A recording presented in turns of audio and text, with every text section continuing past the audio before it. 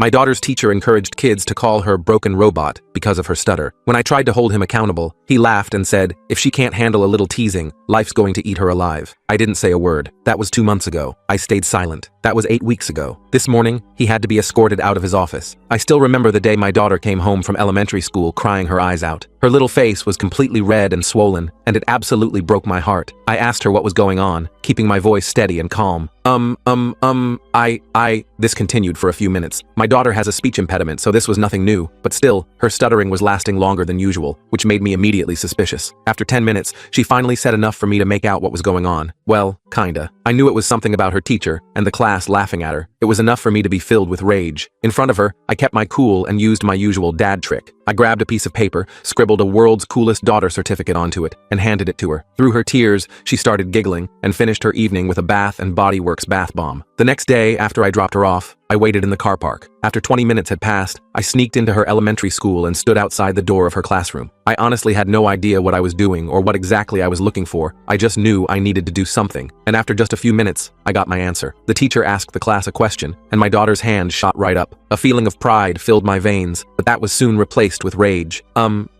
300 and... She struggled to get the words out, but it was clear she knew the answer. But instead of encouraging her, the teacher chuckled. Suddenly, the entire room broke into laughter. "Hey, Zoe, maybe you should use your words," someone heckled. "She sounds like a broken robot," someone else said tauntingly. It took everything in me not to burst right through the door and start throwing hands, because I knew that would embarrass her. So instead, I continued observing. Tears started streaming down my daughter's face, and the teacher said, "Okay, let's move on," with a massive smirk plastered on his face. That's when my cover was blown, because my daughter ran out to try and make a beeline towards the bathroom. But I stopped her, and she ran into my arms. I held her so tight she could barely breathe, and I immediately felt her little shoulders loosen up. I put her down, and she tightly held my hand as we marched to the principal's office. When we walked in, he looked confused, and I could immediately tell that he wasn't aware of what was going on. So I laid it out for him. "A member of your staff has been encouraging bullying towards my daughter." My tone was cold, straight to the point. I expected to notice some sort of urgency or shock in his face, but instead, he just sighed. "What is it for?" "Her speech impediment," I responded. "Well, she should probably get it fixed then." My hand that wasn't holding my daughter's tightened so hard my knuckles turned completely white. I was about to say something, but that's when I noticed the school calendar on his desk. There was an event scheduled for Friday that week, the school talent show. That fact was enough for me to walk away from the situation because I began to hatch a plan. You see, I worked as a general at a military base. None of the parents or teachers knew this because it usually garners a lot of attention, something I wanted to avoid. But I was about to shove it down their throats. I let my daughter stay home from school until the day came. Fast forward to Friday. My daughter was due to perform a poem, and she was begging me to let her pull out. "No, sweetie pie, you gotta show them who's boss," I'd tell her. I knew she was going to get bullied, laughed at, made fun of, but I wanted that. In fact, the more they teased her, the happier I'd be. So when she had just finished her first sentence and someone yelled, "Hey, are you loading or something?" I smiled, because that's when 6 military trucks pulled up outside and soldiers began to fill the auditorium. Everyone sat there frozen, not knowing if this was organized by someone else. As Zoe locked eyes with me, I told her to continue. She kept stuttering, but this time the room was silent, except for her teacher who couldn't help but burst into laughter. In response, one of my soldiers marched straight towards him and stared him down until he felt too stupid to say anything else. As soon as my daughter finished, they all filed out and left. Everyone's heads turned to look at each other, and the auditorium was flooded with muffled confusion. This was then followed by a slow, controlled round of applause. Some people were even cheering. Meanwhile, the teacher looked like he was about to tear the room apart with anger. This made me even more amused, and a sense of joy filled my stomach. First, thought the story had ended, but really, it was just beginning, because it turns out that teacher, Mr. Evans, had an ace up his sleeve, one that threatened to ruin me and my daughter's lives forever. People were looking at each other, at the doors, at Zoe, trying to figure out what had just happened. Principal Wilson was on his feet now, looking around wildly. Mr. Evans just sat there, his face a mixture of confusion and embarrassment. Zoe practically ran off the stage and back to me. I wrapped her in a huge hug, lifting her off her feet. "You did it, kiddo! You were amazing!" She was beaming. "Did you see their faces? Nobody laughed at me. Nobody will ever laugh at you again," I promised. We stayed for the rest of the show, though I barely paid attention to the other acts. I was too busy watching Mr. Evans, who kept glancing back at us with barely concealed anger. Good. Let him be angry. As long as he never messed with my daughter again, I didn't care. After the show, several parents came up to congratulate Zoe on her poem. A few gave me curious looks, clearly wondering about the military presence, but no one directly asked. Small-town politeness, I guess. As we were leaving, Principal Wilson intercepted us at the door. He had this fake smile plastered on his face. "Mr. Mitchell, Could I have a word with you in my office on Monday morning? Sure thing, I said cheerfully, looking forward to it. The weekend was great. Zoe was on cloud nine, talking nonstop about how cool it was when all the officers came in and how nobody laughed at her. We celebrated with ice cream and a movie marathon. For the first time in weeks, she seemed excited about going back to school on Monday. I dropped her off Monday morning, then parked and headed to my meeting with Principal Wilson. I wasn't worried. What were they going to do? Complain that I stopped my daughter from being bullied? When I walked into his office, I was surprised to see Mr. Evans sitting there too. He wouldn't meet my eyes. Principal Wilson gestured for me to sit down. Mr. Mitchell, what happened at the talent show on Friday was unprecedented. Was it? I asked innocently. You brought military personnel into a school event without authorization. That's a serious security breach. I shrugged. I didn't see any signs saying no military allowed. They're all tax-paying citizens who wanted to support the arts in our schools. What's the problem? Principal Wilson's face reddened. The problem is that it was clearly an intimidation tactic. Intimidation? I don't know what you mean. I just invited some colleagues to watch my daughter perform. Unlike some people in this room, they know how to behave respectfully when a child is speaking. Mr. Evans finally looked up, his face twisted with anger. This is ridiculous. He threatened me. Not a single person spoke to you, I pointed out. If you felt threatened by someone simply standing near you, maybe that's your conscience talking. Principal Wilson sighed heavily. Mr. Mitchell, we can't have parents bringing in military displays every time they have an issue with the school. And we can't have teachers allowing students to bully a child with a disability, I countered. Which, by the way, is a violation of about a dozen education laws and policies. That shut them up. Principal Wilson cleared his throat uncomfortably. Mr. Evans has assured me he never encouraged any bullying. I saw it with my own eyes. So did 8 United States military officers, all of whom would be happy to provide statements if needed. I'm sure the school board, the local news, and the Americans with Disabilities Act Enforcement Office would find their accounts very interesting. The threat hung in the air. Principal Wilson and Mr. Evans exchanged glances. What exactly do you want, Mr. Mitchell? Principal Wilson finally asked. I want my daughter to be treated with respect. I want Mr. Evans to apologize to her in front of the class. And I want a clear anti-bullying policy that specifically addresses disabilities, including speech impediments, with real consequences for teachers who violate it. Principal Wilson nodded slowly. I think we can arrange that. Mr. Evans started to protest, but Principal Wilson cut him off with a look. I stood up, considering the meeting over. Great. I'll expect that apology today, and I'll be checking in with Zoe to make sure there are no further incidents. I walked out feeling pretty good about myself. I'd stood up for my daughter and made sure those jerks knew they couldn't mess with her anymore. Problem solved, right? Man, was I wrong. The next couple of weeks seemed to go fine. Zoe reported that Mr. Evans had apologized to her in front of everyone, though she said he didn't sound like he meant it. Still, the bullying stopped, and she was back to her happy self, excited about school and her friends. Then one afternoon, I got a call from the base. My commanding officer wanted to see me immediately. That was weird. We just had our regular meeting that morning. When I arrived at his office, Colonel Barnes was sitting behind his desk, looking more serious than usual. He gestured for me to sit down. Mitchell, we need to talk about what happened at your daughter's school. My stomach dropped. Sir, I received a call from the superintendent of schools. Apparently, you used military resources for a personal matter. Sir, I just asked a few friends to attend a school function with me. They were all off duty. Colonel Barnes raised an eyebrow. In uniform? That's not how it was described to me. I shifted uncomfortably. It may have been a bit theatrical, sir, but I was dealing with a situation where my daughter was being bullied because of her disability, and the school administration wasn't taking it seriously. He nodded slowly. I understand the instinct to protect your child, Mitchell, but you know as well as I do that using your position this way is inappropriate. The military isn't your personal enforcement squad. Yes, sir, I said, feeling a mix of embarrassment and defiance. I still didn't think I'd done anything wrong, but I could see how it looked bad. This is a serious violation of military protocol, he continued. However, given your record and the circumstances, I'm going to let it go with a formal reprimand. This time, don't let it happen again. Thank you, sir. It won't. I left his office feeling relieved but also uneasy. I hadn't fully considered that there might be professional consequences for what I'd done, but at least it was over now, or so I thought. The next morning, I dropped Zoe off at school as usual. She seemed fine, excited even, chattering about a science project they were starting that day. I headed to work, put the whole thing out of my mind, and focused on my actual job. Around lunchtime, my phone rang. It was a number I didn't recognize. Hello? Mr. Mitchell? This is Sarah from Westlake Elementary. There's been an incident involving Zoe. We need you to come to the school right away. My heart started racing. Is she hurt? What happened? She's not injured, but it would be better to discuss this in person. How soon can you get here? 20 minutes, I said, already grabbing my keys. I made it in 15, breaking probably a dozen traffic laws on the way. When I rushed into the school office, the secretary directed me to a conference room down the hall. Inside,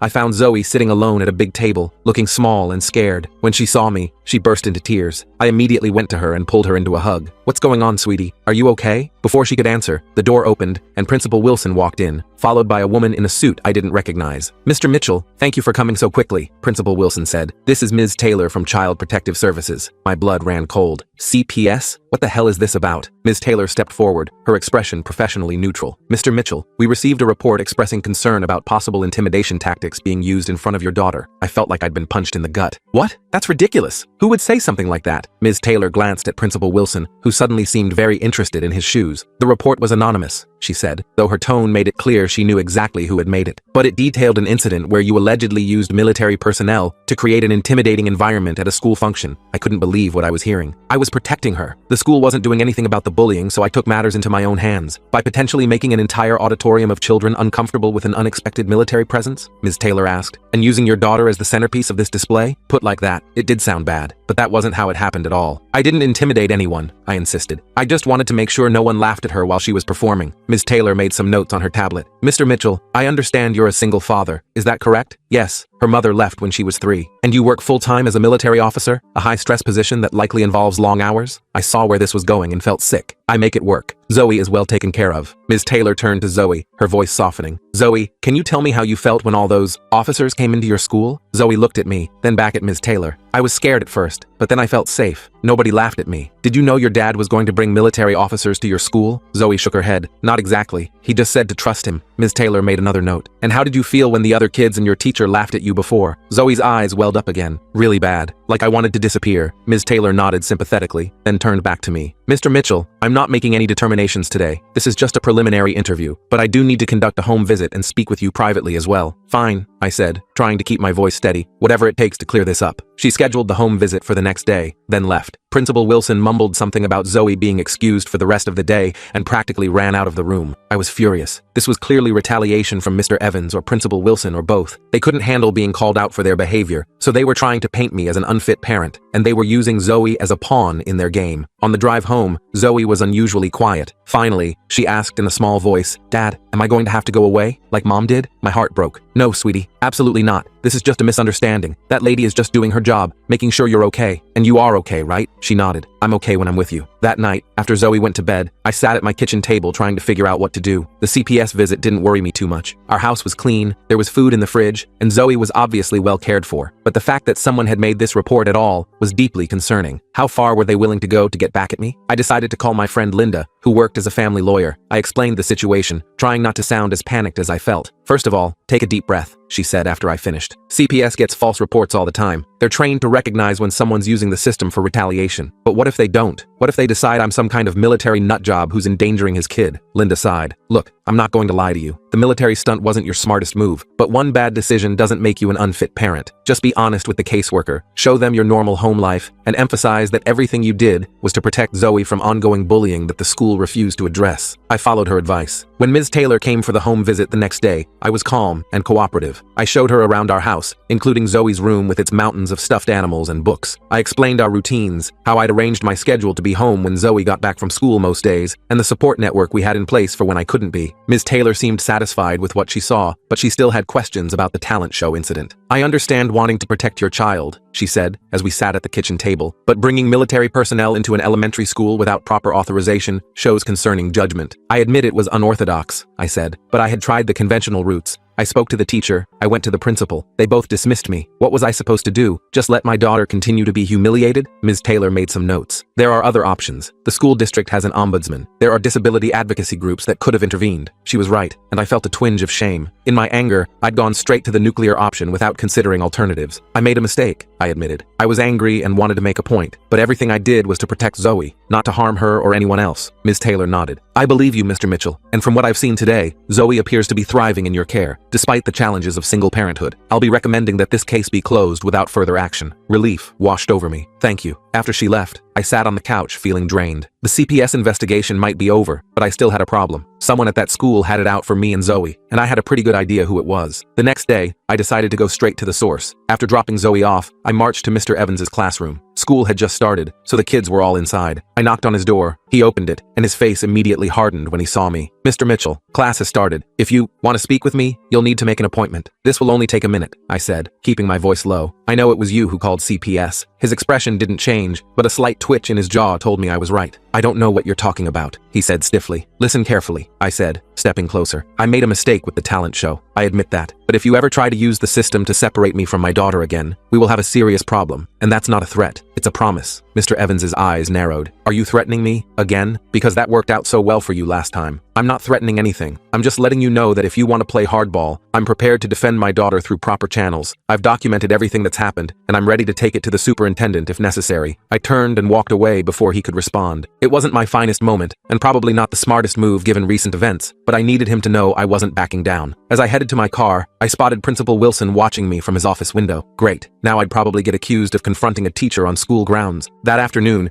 when I picked Zoe up from school, she seemed quieter than usual. Something was off. "Everything okay, kiddo?" I asked as we drove home. She shrugged, looking out the window. "I guess, did something happen at school today?" She was quiet for so long I thought she wasn't going to answer. Finally, she said, "Mr. Evans made me stay in at recess to finish my math work, but I already finished it. He just said it wasn't good enough." My hands tightened on the steering wheel. "Did he say anything else to you?" She nodded, still not looking at me. "He said I should tell you to be careful, or things might get harder for me in class." I nearly drove off the road. This guy was now indirectly pressuring my 9-year-old daughter. This crossed a serious line. "Zoe, listen to me," I said, trying to keep my voice calm. "Mr. Evans is wrong to say that to you. You didn't do anything wrong and neither did I. I'm going to take care of this, okay?" She finally looked at me, her eyes worried. "How? Are you going to bring the officers again?" "No, sweetie. No more officers. I'm going to handle this the right way this time." When we got home, I immediately called Linda again. I explained what had happened, including my confrontation with Mr. Evans and what he'd said to Zoe. "That's inappropriate conduct toward a student," Linda said, her lawyer voice kicking in. "And using a child to send messages to a parent is completely unprofessional, possibly even grounds for disciplinary action. So what do? Document everything. Have Zoe write down exactly what happened and what was said, then take it straight to the superintendent, not the principal. Wilson's already shown he's not going to help you." I followed her advice. I helped Zoe write down what had happened, being careful not to put words in her mouth. Then I wrote my own account of everything that had happened since that first day I found her crying after school. The next morning, instead of going to work, I drove to the district office. I had to wait almost 2 hours, but finally got in to see Superintendent Reese, a stern-looking woman with salt and pepper hair. I laid out everything: the initial bullying, the school's failure to address it, my admittedly over-the-top response at the talent show, the CPS report, and now Mr. Evans's inappropriate behavior toward Zoe. Superintendent Reese listened without interrupting, occasionally making notes. When I finished, she sat back in her chair and sighed. "Mr. Mitchell, I appreciate you bringing this to my attention. What you've described is deeply concerning on multiple levels. So you'll do something about it? I'll need to conduct my own investigation, speak with all parties involved. But yes, if what you've told me is accurate, there will be consequences. Teacher-sanctioned bullying is unacceptable, as is retaliating against a student." I felt a weight lift off my shoulders. Finally, someone was taking this seriously. "What about Zoe?" I asked. "I don't want her in that man's classroom anymore." Superintendent Reese nodded. "I think we can arrange a transfer to Ms. Johnson's class. She's excellent with children who have special needs." I left the district office feeling cautiously optimistic. Maybe this nightmare was finally coming to an end. But as I was about to learn, Mr. Evans had one more card to play, and it was going to change everything. The next day, I got a call from Superintendent Reese, asking me to come back to her office. I figured she had updates on the investigation, so I rearranged my schedule at work and headed over. When I walked in, her expression was grim, which immediately set off alarm bells in my head. "Mr. Mitchell, please sit down," she said, gesturing to the chair across from her desk. "We have a situation." My stomach dropped. "What kind of situation?" She slid a folder across her desk. "Mr. Evans has filed a formal complaint against you. He's claiming you've been harassing him, and that the military display was actually an attempt to intimidate him specifically because of a personal vendetta." I opened the folder and started reading. The more I read, the angrier I got. This guy had completely twisted everything that happened. "This is BS," I said, tossing the folder back on her desk. "He's the one who's been harassing my daughter." Superintendent Reese held up her hand. "I understand you're upset, but there's more." She pulled out another document. "He's provided a recording from yesterday morning. You went to his classroom and made what could be interpreted as threats." Damn. I had completely forgotten about school security cameras. "I didn't threaten him. I just told him to stop messing with my family. The recording doesn't have audio, but he claims you said, and I quote, 'If you want to play hardball, I'm prepared to defend my daughter.' That could be construed as a threat." I ran my hand through my hair, frustrated. "Okay, I shouldn't have confronted him, but you have to understand, this guy called CPS on me and then intimidated my 9-year-old daughter. I'm taking those allegations very seriously," she assured me. "But Mr. Evans has also raised concerns about your judgment." "My what?" "He's suggesting that your military background combined with the stress of single parenthood has made you reactive. He's pointed to the talent show incident as evidence." I couldn't believe what I was hearing. This snake was trying to paint me as some unstable military officer who might snap at any moment. It was such a cheap, stereotypical play that I almost laughed. Almost. "So what happens now?" I asked, trying to keep my voice steady. "The school board will need to review all the evidence. In the meantime, I've approved Zoe's transfer to Ms. Johnson's class, effective immediately." That was something, at least. "And Mr. Evans? He'll continue teaching while the investigation proceeds. That's standard protocol." I wanted to argue, but I knew it wouldn't help. "Fine. Is there anything else? Just try to keep your distance from Mr. Evans for everyone's sake." I nodded and left, seething. This guy was playing dirty, and somehow I was the one being treated like the problem. On my way out of the building, my phone rang. It was Linda. "How'd it go with the superintendent?" happened?" she asked. I filled her in on everything, including Morgan's counter-complaint and the security footage. "That sneaky bastard," Linda said when I finished. "He's trying to flip the script on you, and it's working," I said, getting into my car. "What do I do now?" "You need witnesses," she said immediately. "Other parents, other kids who've seen Morgan bullying students or behaving inappropriately. You can't be the only one who's noticed." She was right. I'd been so focused on protecting Zoe that I hadn't thought about building a broader case against Morgan. How do I find them? It's not like I can just walk up to random parents and ask if their kids are being bullied too. "PTA meeting," Linda said. "There's one tomorrow night. Go, mingle, drop some hints about concerns with certain teaching methods. See who bites." The PTA meeting was being held in the school cafeteria. I felt awkward as hell walking in there. Most of the parents seemed to know each other already, chatting in little groups while setting up folding chairs. I spotted a few dads and gravitated toward them,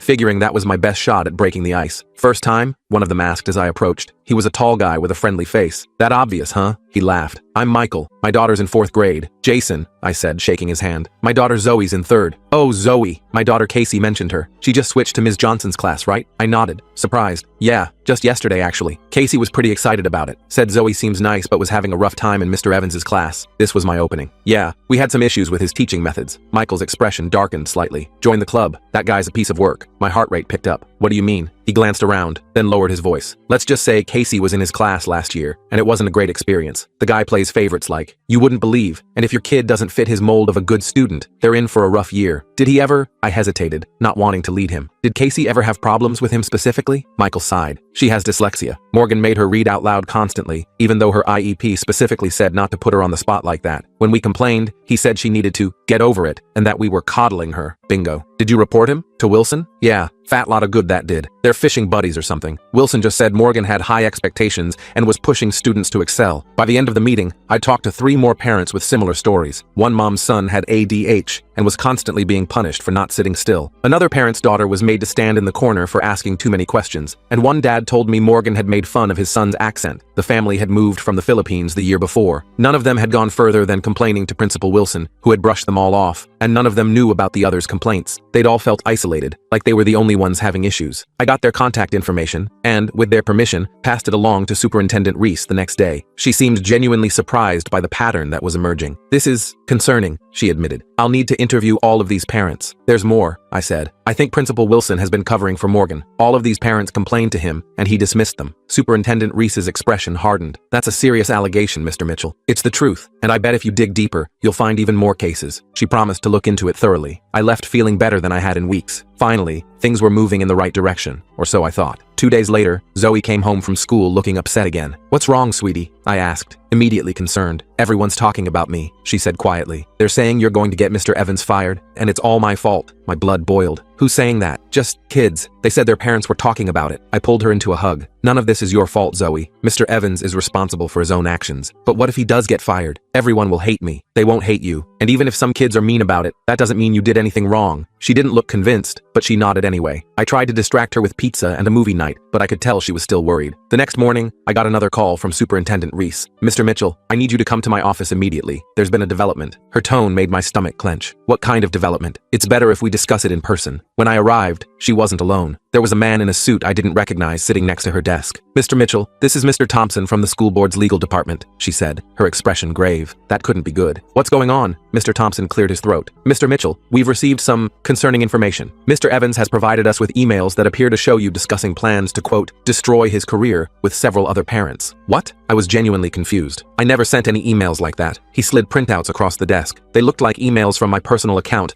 to the parents I'd met at the PTA meeting, discussing ways to take Morgan down and make him pay. There was even one suggesting we plant evidence of misconduct. "These are fake," I said immediately. "I never wrote any of this. They came from your email address," Mr. Thompson pointed out. "Then someone hacked my account or spoofed it or something. I would never write this crap." Superintendent Reese looked troubled. "Mr. Mitchell, if these emails are authentic, they suggest a coordinated campaign to falsely accuse a teacher of misconduct. That would be grounds for legal action against you." "They're not authentic," I insisted. "Look, I just met these parents a few days ago. We exchanged contact info so they could share their experiences with Morgan. That's it. No conspiracy, no plotting." Mr. Thompson made a note. "We'll need to verify the authenticity of these emails with our IT department. In the meantime, we're putting the investigation into Mr. Evans on hold." I left the meeting feeling like I was in some bizarre alternate reality. Morgan was framing me for framing him. It was so ridiculous it would be funny if my daughter's well-being wasn't at stake. I immediately called Linda and explained the situation. "This is getting out of hand. understand, she said. We need to go on the offensive. If he's willing to forge emails, who knows what else he's capable of? What do you suggest? We need to find out who this guy really is. Something's not right here. Normal teachers don't go to these lengths over a simple complaint. She had a point. Morgan's reaction seemed extreme,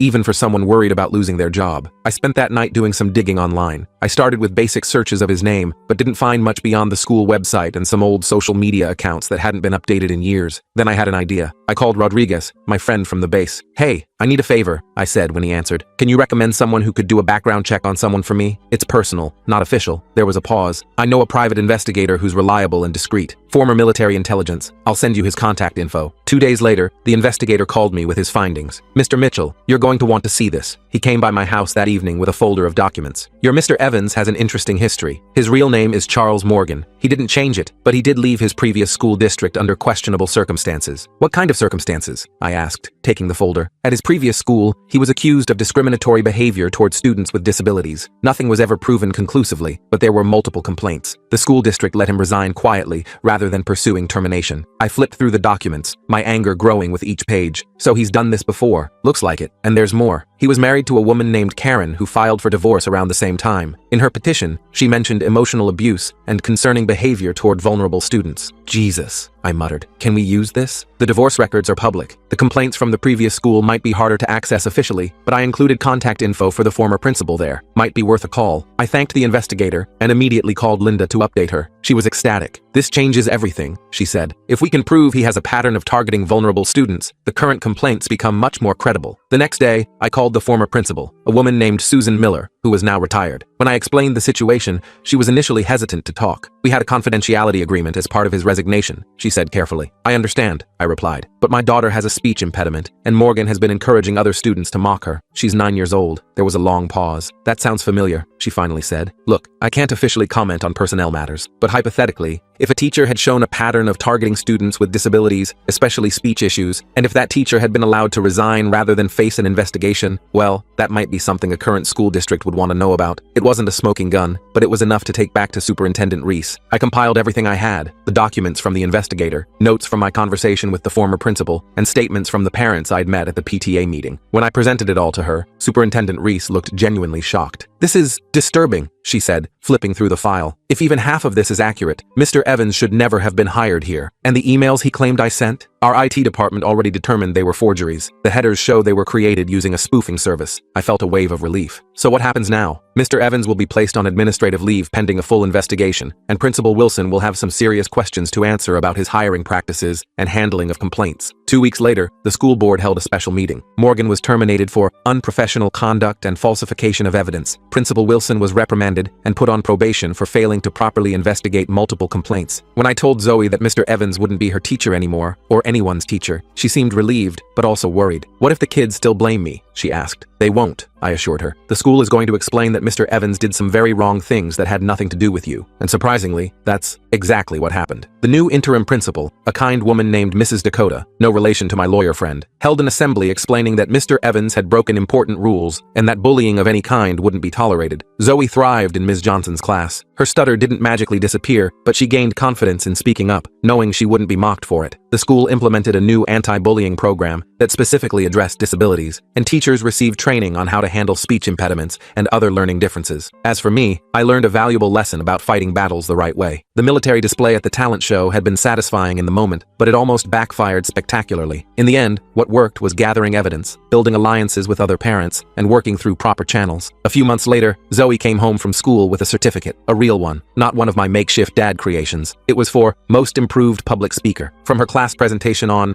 what else? Butterflies. Ms. Johnson said I did the best job explaining metamorphosis, she told me proudly, and nobody laughed, even when I stuttered. I hung that certificate on our fridge, right next to my handwritten World's Coolest Daughter Award. Every time I look at them, I'm reminded that sometimes the best way to fight for your kid isn't with a show of force, but with persistence, evidence, and a refusal to back down when they're being wronged. Oh, and I never did tell my commanding officer about that second investigation into Morgan. Some things are better left unsaid, especially when they work out in the end.